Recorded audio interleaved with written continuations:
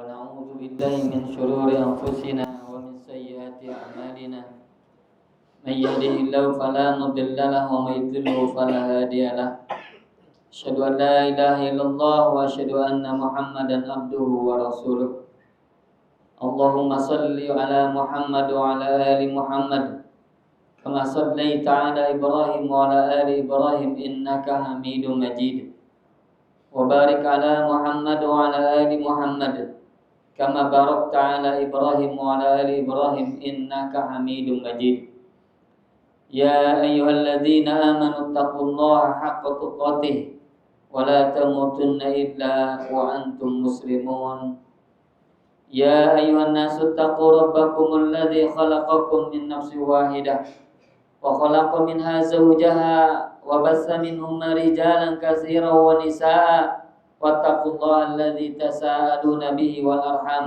إن الله كان عليكم رقيبا يا أيها الذين آمنوا اتقوا الله وقولوا قولا سديدا يصلح لكم أعمالكم ويغفر لكم ذنوبكم ومن يطع الله ورسوله فقد فاز فوزا عظيما أما بعد فإن أصدق الحديث كتاب الله وخير الهدي هدي محمد صلى الله عليه وسلم وشر الأمور محدثاتها فإن كل محدثة بدعة وكل بدعة ضلالة وكل ضلالة في النار.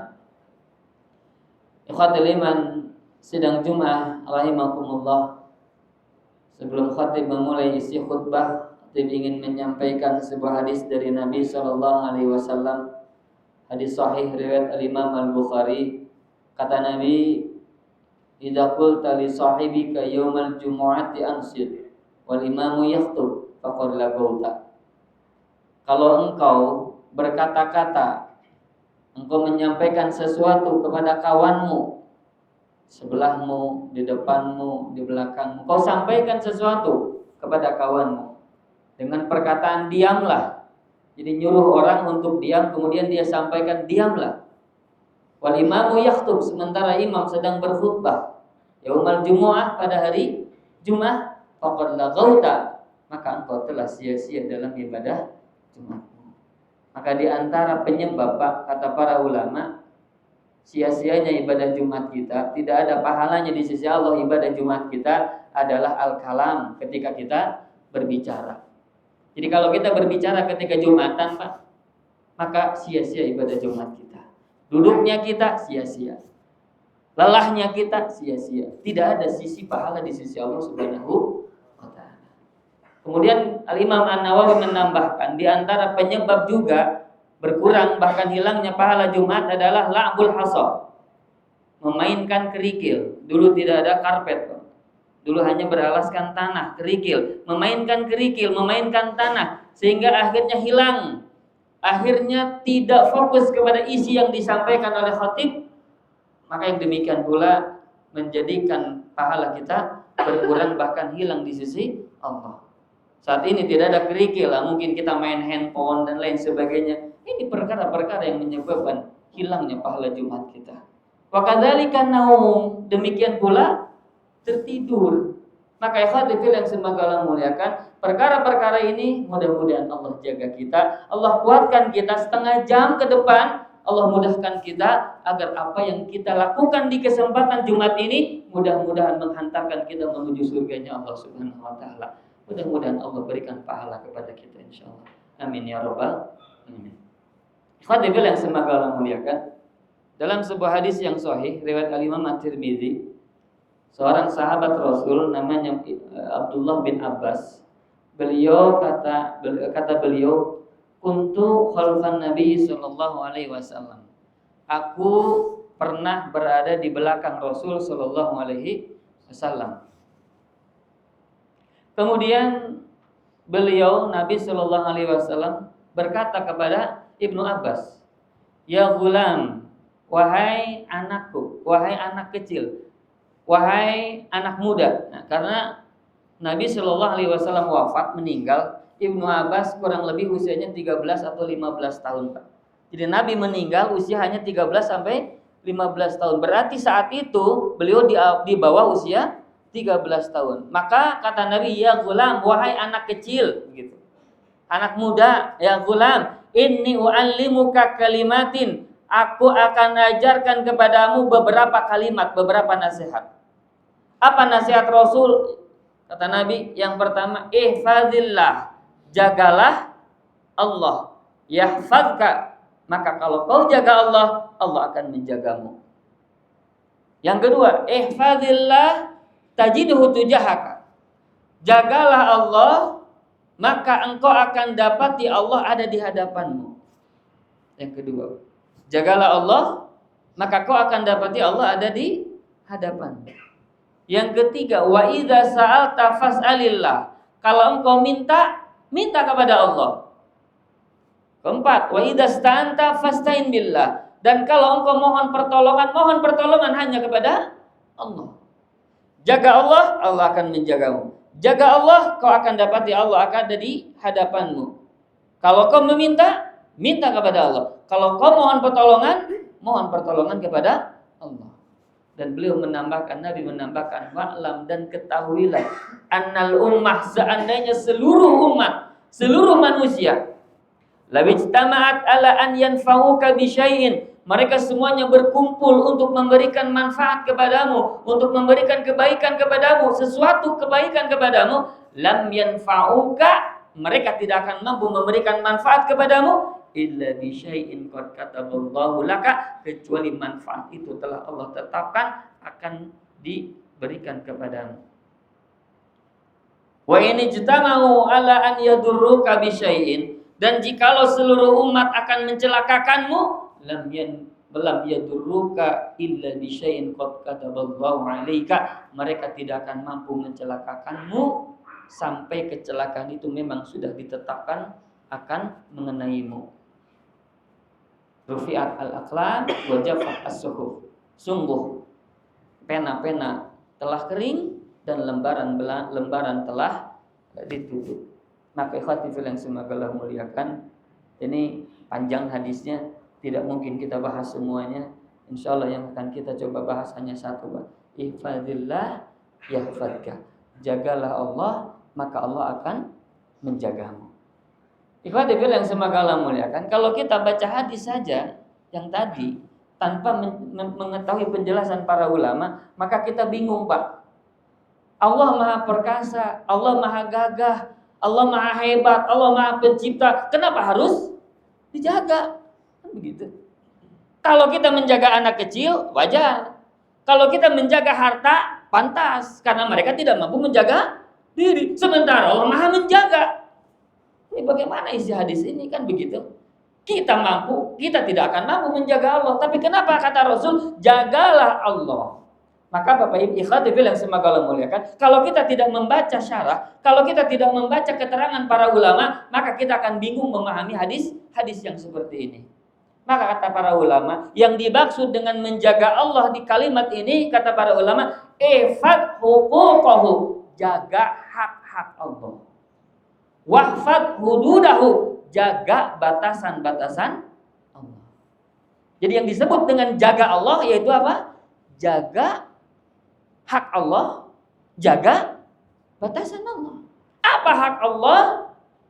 Adalah an na'budahu, kita beribadah kepadanya, wala nusyrika bihi syai'an, dan kita tidak menyekutukan sedikit pun. Maka kata para ulama, yang dimaksud dengan menjaga Allah adalah apa? Dengan cara apa? Bimtizali awamirihi wajtinabi nawahihi, dengan cara melakukan segala perintah Allah dan menjauhi segala larangan Allah. Maka ketika seseorang, Pak, dia melakukan apa yang Allah perintahkan dan menjauhi apa yang Allah larang, berarti dia sudah menjaga Allah. Itu maknanya, Pak. Kalau kita sholat Jumatan ini dalam rangka apa? Menjaga Allah. Kalau kita bersedekah, menjaga Allah. Kalau kita sholat 5 waktu, menjaga Allah. Kalau kita menjauhi zina, menjaga Allah. Kalau kita menjauhi perkara korupsi dan lain sebagainya, berarti itu maknanya menjaga Allah. Maka menjaga Allah itu adalah apa? Ketika kita melakukan perintah Allah dan menjauhi larangan Allah. Ikhwati fillah yang semoga Allah muliakan, terkhusus kata para ulama, apa yang mesti dijaga? Yang pertama yang harus kita jaga kata para ulama adalah at-tauhid. Yang pertama at-tauhid.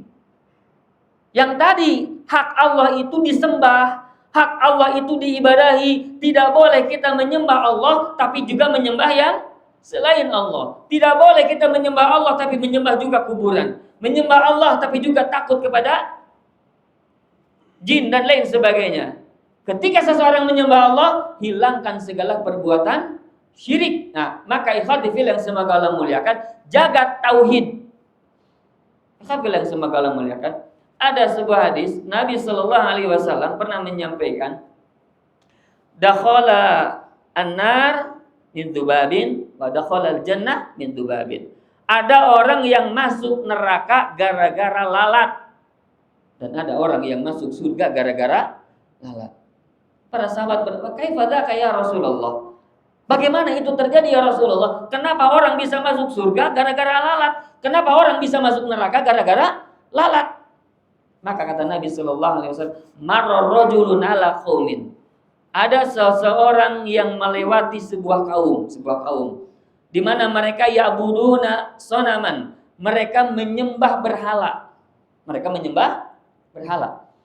Kemudian orang ini dan mereka para pemimpinnya, orang-orang yang ada di kampung itu, di negeri itu, mereka melarang siapapun yang lewat kecuali mereka harus menyerahkan sesajen. Harus menyerahkan kurban. Maka ketika orang ini lewat, Pak, ditahan oleh para pemimpin kaum itu, kemudian mereka mengatakan, qarib, berkurbanlah engkau kepada Tuhan kami. Berikanlah sesajen kepada Tuhan kami. Maka kata orang ini, la uqarrib ma indi syai' li uqarrib. Aku tidak memiliki sedikit pun apapun untuk saya kurbankan, kata orang ini, Pak.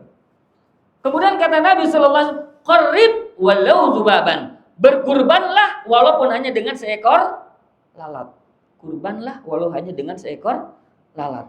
Maka akhirnya, Pak, orang ini menangkap lalat, kemudian memberikan kepada pemimpin kaum itu. Ketika sudah diberikan, maka akhirnya mereka membiarkan orang ini. Maka kata Nabi sallallahu alaihi wasallam, dakhalan nar min dzubabin. Maka dia masuk neraka gara-gara lalat. Yang kedua, orang yang lain datang lewat lagi, persis seperti tadi, Pak.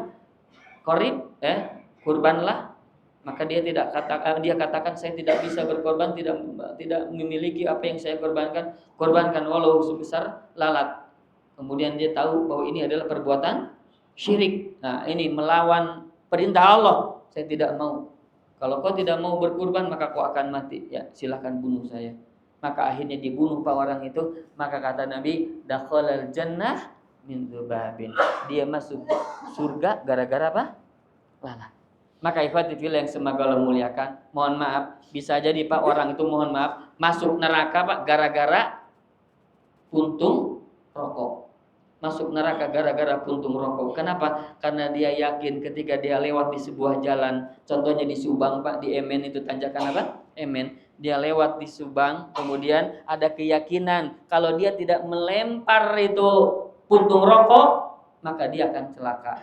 Kalau dia melempar puntung rokok, maka dia akan selamat. Hati-hati, Pak, keyakinan seperti ini, keyakinan yang menggugurkan tauhid. Subhanallah. Atau ada acara-acara, Pak, ketika kita datang di tempat-tempat yang kaitannya dengan laut, ada sesajen laut, ada pesta laut. Untuk apa? Untuk penjaga laut, Pak. Kenapa? Karena kalau seperti itu akan datang keberkahan, akan dimudahkan rizkinya, dan akan dijauhkan dari bala bencana. Subhanallah. Maka perkara-perkara seperti ini, perkara-perkara yang menggugurkan tauhid. Maka yang pertama kata para ulama yang harus kita jaga di sisi dalam rangka menjaga Allah, jaga jangan sampai kita terjerumus ke dalam perbuatan syirik. Dengan jimat-jimat, dengan ali atau batu akik yang katanya ini bisa begini, bisa begitu. Hati-hati, itu bisa menggugurkan tauhid karena kita tidak menjaga tauhid itu. Waliyadzubillah. Barakallahu li wa lakum wa astaghfirullah li wa lana wa li sayyidil muslimin innahu huwal ghafurur rahim.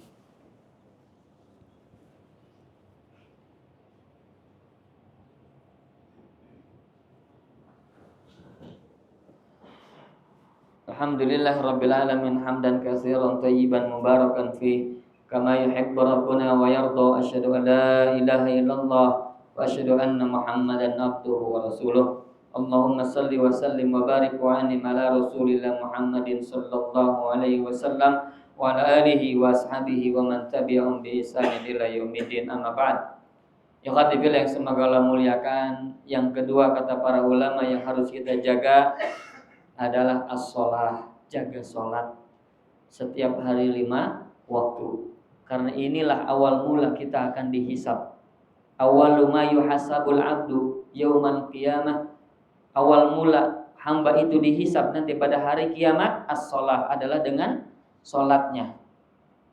Idza salat, apabila benar bagus salatnya, maka akhirnya baguslah fasolah sahiru amalihi, maka seluruh amalnya akan bagus. Wa idza fasadat, dan apabila rusak salatnya, fasada sahiru amalihi, maka seluruh amalnya pun menjadi rusak. Ya. Maka Allah Ta'ala berfirman, hafidhu ala sholawati was sholatil wusta wa qumu lillahi qanitin. Tegakkanlah, jagalah seluruh salat dan peliharalah salat wusta. Apa salat wusta? Salat asar kata para ulama. Wa qumu lillahi qanitin, dan tegakkanlah, lakukanlah salat itu karena Allah dengan benar-benar khusyuk. Maka ikhwatifil yang semoga Allah muliakan, yang kedua yang harus kita jaga adalah salat. Yang ketiga yang harus kita jaga dalam sebuah hadis Al-Imam Ibnu Majah, ya kalau tidak salah mohon maaf, dari sahabat Ibnu Mas'ud radhiyallahu anhu, kata beliau, al-istihya'u minallahi haqqal haya.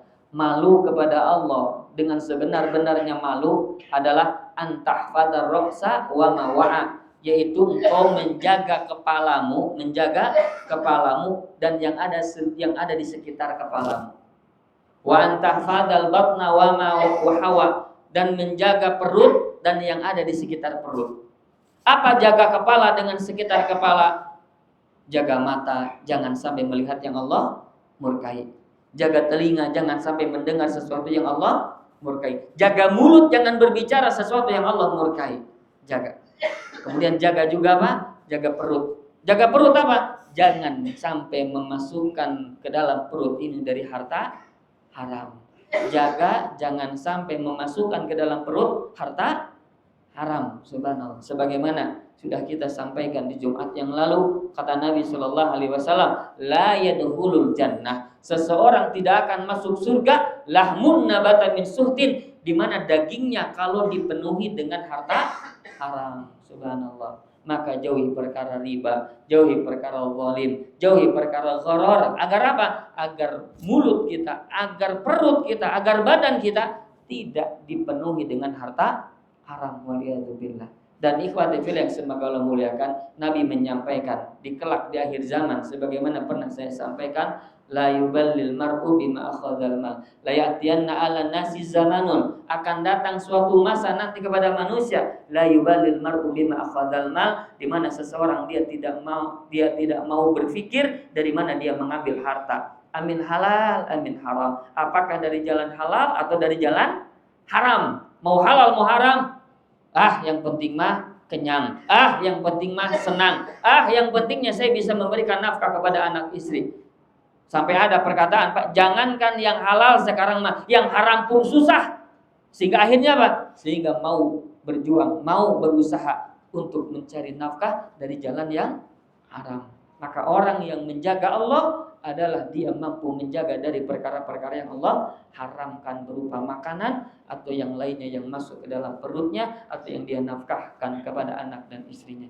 Mudah-mudahan Allah Subhanahu wa taala memberikan kekuatan kepada kita agar kita mampu menjaga Allah, agar kita mampu melaksanakan apa yang Allah perintahkan, dan agar Allah Subhanahu wa taala mengistiqomahkan kita sampai kita meninggal, sampai kita wafat, sampai kita mati. Semoga Allah Ta'ala jadikan kita orang-orang yang taat, orang-orang yang takut kepada Allah, orang-orang yang kelak Allah jauhkan kita dari nerakanya, dan kelak Allah masukkan kita ke dalam surganya yang penuh kenikmatan, insyaallah. Amin ya rabbal alamin. Dan mudah-mudahan duduknya kita saat ini 15 menit, 20 menit, 30 menit ini, kalau kita sungguh-sungguh khusyuk kepada Allah, mudah-mudahan ini bisa menggugurkan dosa kita. mengangkat derajat kita, dan mudah-mudahan ini menjadi penyebab Allah masukkan kita ke dalam surganya yang penuh kenikmatan. Sedikit amalan yang kita lakukan bisa jadi itu penyebab Allah masukkan kita ke dalam surga. Fala tahqiranna minal ma'rufi syai'an, maka jangan sedikit pun kita meremehkan kebaikan. Maka mudah-mudahan apa yang kita lakukan berpahala di sisi Allah, dan mudah-mudahan Allah lapangkan rezeki kita, Allah mudahkan rezeki kita, dan Allah sukseskan kita dunia dan akhirat insyaallah. Bahagia dunia, dan mudah-mudahan Allah masukkan kita ke dalam surganya yang penuh kenikmatan. Amin amin ya rabbal alamin.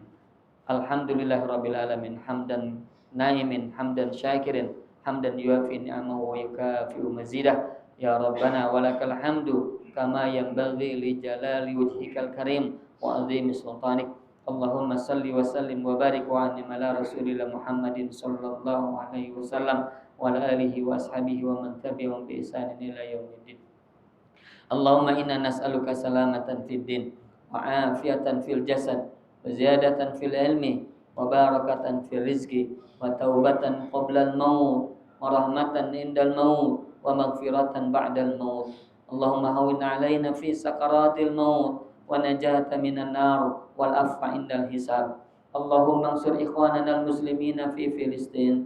Allahumma ansurhum wansurna wa sabbit aqdamahum wa aqdamana. Allahumma ahlik qaumal kafirin. Allahumma ahlik al-yahud. Allahumma ahlikhum kama ahlaktal ladzina kafaru min qablihim. Allahumma damirhum tadmira. Allahumma arham al-muslimina fi Filistin. Allahumma arham warhamna anta arhamur rahimin. Allahumma rabbana atina fid dunya hasanah wa fil akhirati hasanah wa qina adzaban nar. Subhana rabbika rabbil izzati amma yasifun wa salamun alal mursalin walhamdulillahi rabbil alamin. Innallaha ya'muru bil 'adli wal ihsani wa ita'i dzil qurba wa yanha 'anil fahsya'i wal munkari wal baghi ya'idzukum la'allakum tadhakkarun wa la dzikrullahi akbar.